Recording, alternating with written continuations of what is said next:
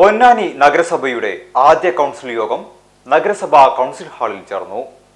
Party പ്രവർത്തകരുടെ മുദ്രാവാക്യം വിളികൾക്കും കയ്യടികൾക്കുമിടയിൽ പൊന്നാനി താലൂക്കിലെ തദ്ദേശ സ്ഥാപനങ്ങളിലേക്ക് തിരഞ്ഞെടുക്കപ്പെട്ട അംഗങ്ങൾ ദൈവനാമത്തിലും ദൃഢപ്രതിജ്ഞ ചെയ്തും അധികാരത്തിലേറി.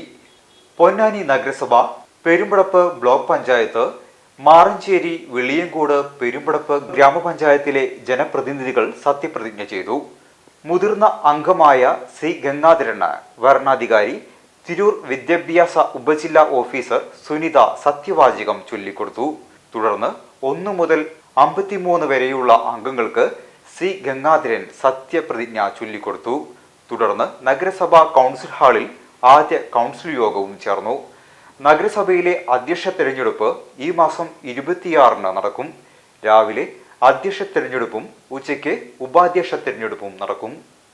നീണ്ട ഒരു മാസക്കാലത്തെ തിരഞ്ഞെടുപ്പ് പ്രക്രിയകൾക്ക് ശേഷം ജനപ്രതിനിധികളായി നിങ്ങളേവരെയും ജനങ്ങളാൽ തിരഞ്ഞെടുക്കപ്പെട്ടതാണ്. അതുകൊണ്ട് തന്നെ ഒരു ഭാരിച്ച ഉത്തരവാദിത്വത്തോടു കൂടിയാണ് നിങ്ങൾ ഓരോരുത്തരും ഇവിടെ സന്നിഹിതരായിട്ടുള്ളത്. നമ്മുടെ ഈ പ്രദേശത്തിൻ്റെ സർവതോന്മുഖമായ വിജയത്തിനും അതേപോലെ തന്നെ വളർച്ചയ്ക്കും ഉതകുന്ന തരത്തിലുള്ള പ്രവർത്തനങ്ങൾ കാഴ്ചവെക്കാൻ നിങ്ങൾക്ക് ഏവർക്കും കഴിയണം.